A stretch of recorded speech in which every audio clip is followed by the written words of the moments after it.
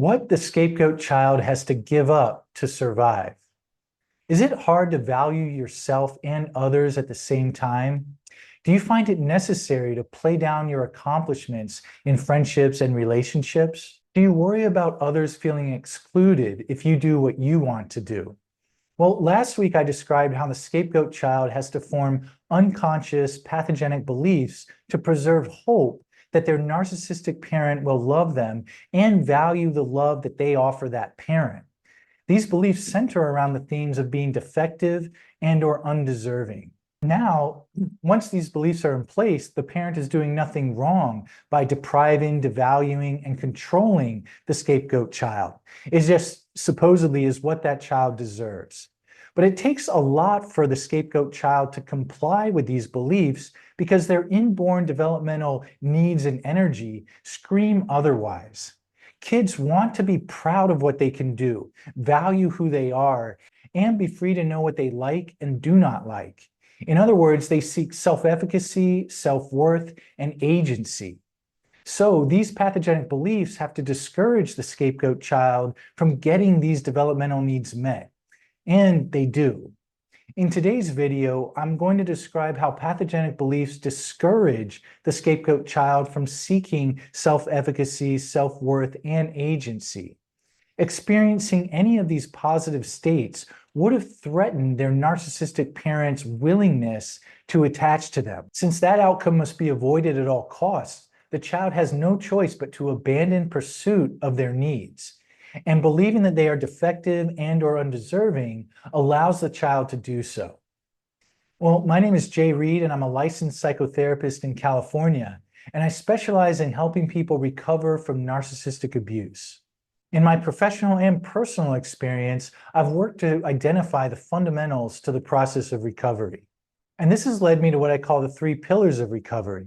Pillar number 1 is making sense of what happened so that you know it was not your fault.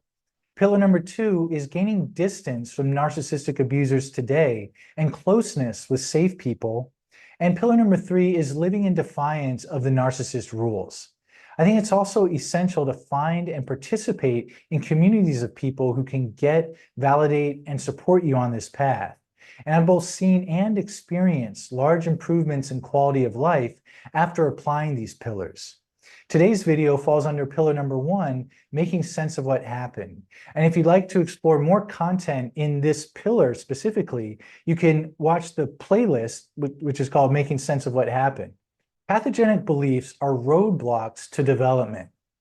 Pathogenic beliefs create suffering because they associate the pursuit of healthy developmental goals with interpersonal or relational danger. For the scapegoat child, it's the pursuit of goals that could lead to them feeling capable, valuable, and free that endangered them with their narcissistic parent. Such outcomes would threaten the parent's need to seem superior to that scapegoat child. Unfortunately, the narcissistic parent is incapable of sharing a reality where it is possible for the child and the parent to like themselves. And there are at least 3 categories of developmental goals the scapegoat child must sacrifice in order to stay in their parent's reality. First is the category of competence or self-efficacy. We have an inherent motivation to master our environment.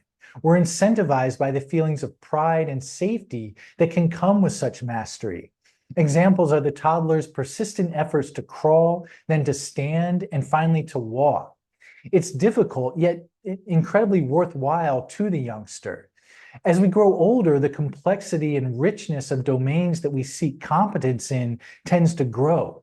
Perhaps a gifted athlete will work to become the very best basketball player they possibly can be. Or the intellectually curious teenager will pose and try to solve problems that they find important. Whatever it is, they seek to match their abilities with the opportunities in their environment to reach the potentials of their inborn competence. The scapegoat child's competence is wholly denied by the narcissistic parent.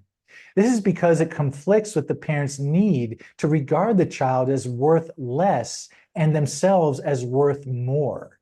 Demonstrations of competence instead yield a sense of worth or status. So the scapegoat child learns that their self-efficacy threatens their parent.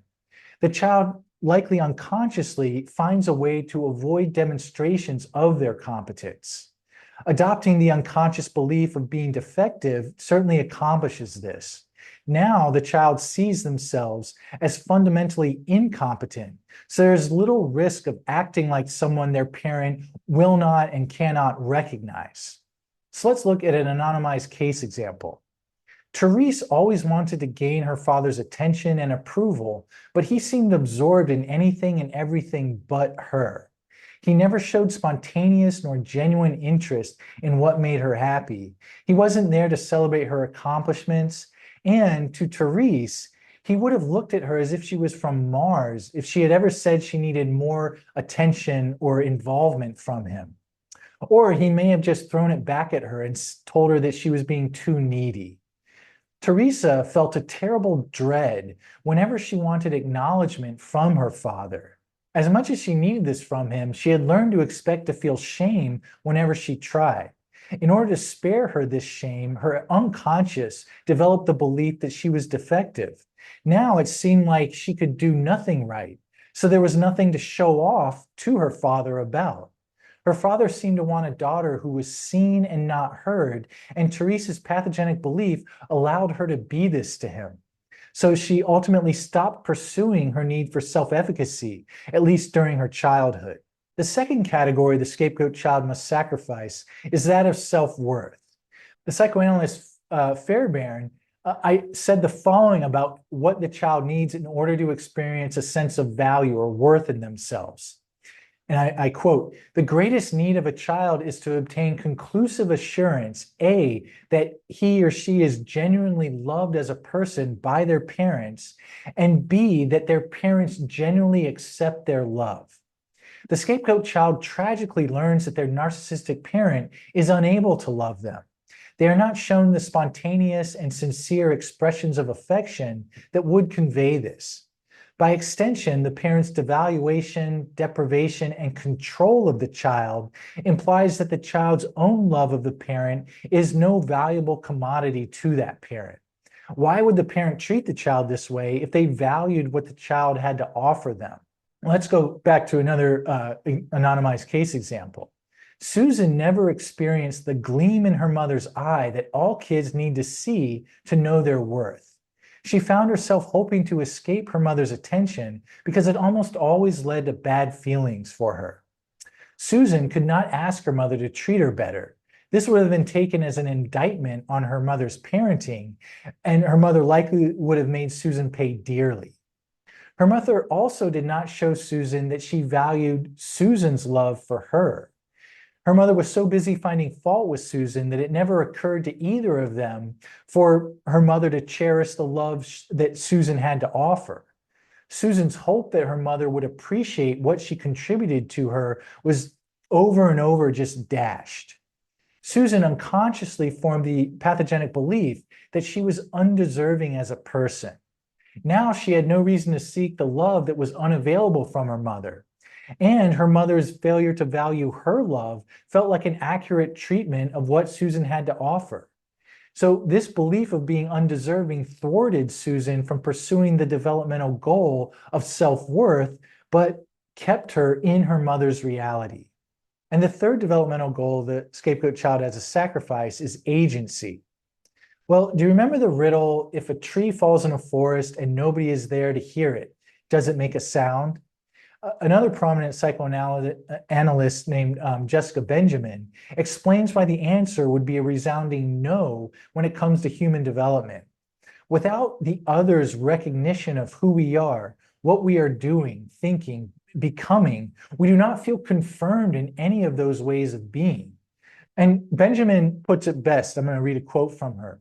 She says, "A person comes to feel that I am the doer who does, I am the author of my acts, by being with another person who recognizes her acts, her feelings, her intentions, her existence, her independence.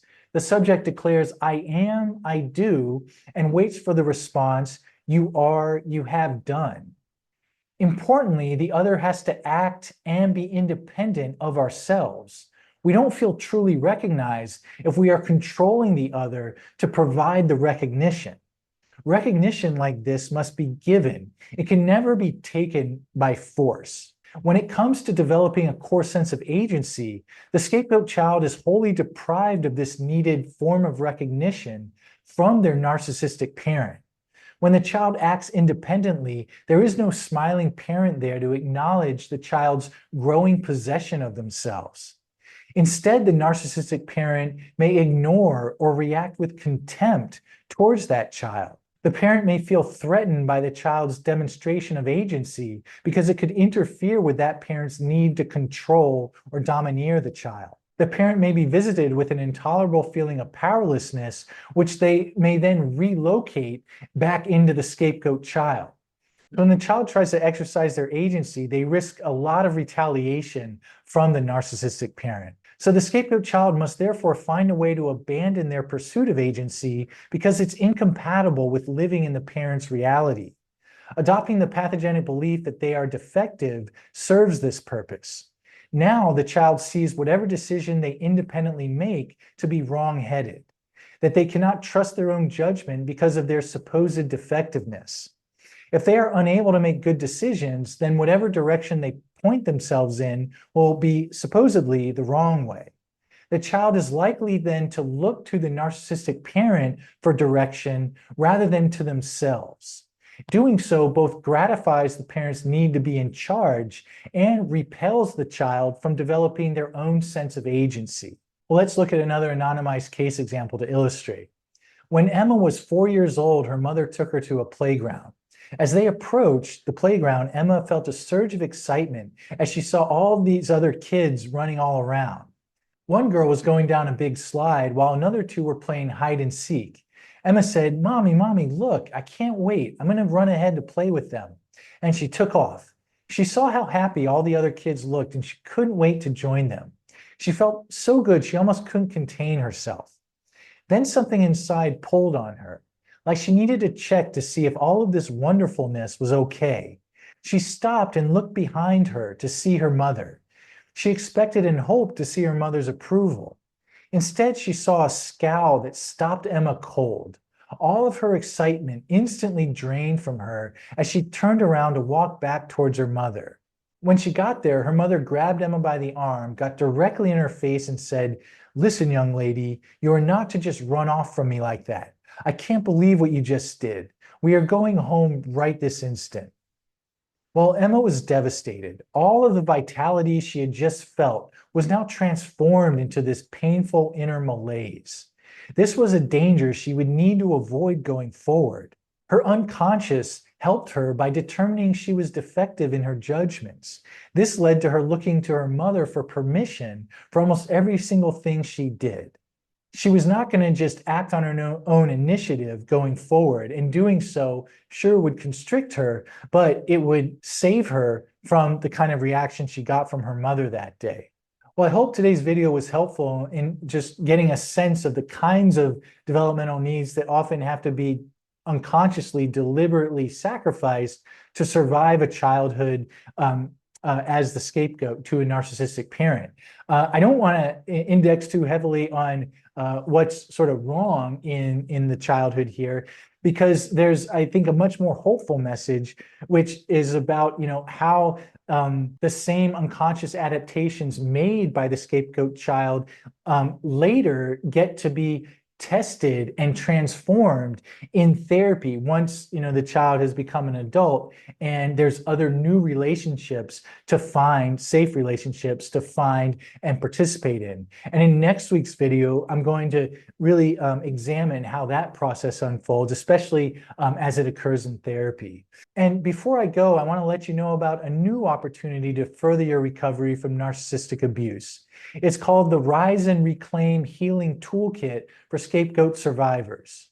And in it, you'll receive my book called Growing Up as a Scapegoat Child to Narcissistic Parents, A Guide to Healing, and a worksheet that offers a structured approach to organizing your recovery process, focusing on key areas of healing each month. You'll also receive the Quick Guide to Recovery from Narcissistic Abuse, which offers a concise, easy-to-follow guide that outlines the essential steps to start your recovery and regain control of your life. You can find the link to the toolkit in the description box below. Well, from Brizo back there, myself, thanks for tuning in this week. And it's been great to get back to seeing the comments, in last week's videos and others. And again, just seeing, the revelations that people are willing to share and the support that I always emphasize is awesome to see between each other. So with that, I look forward to posting again next Friday. Take care.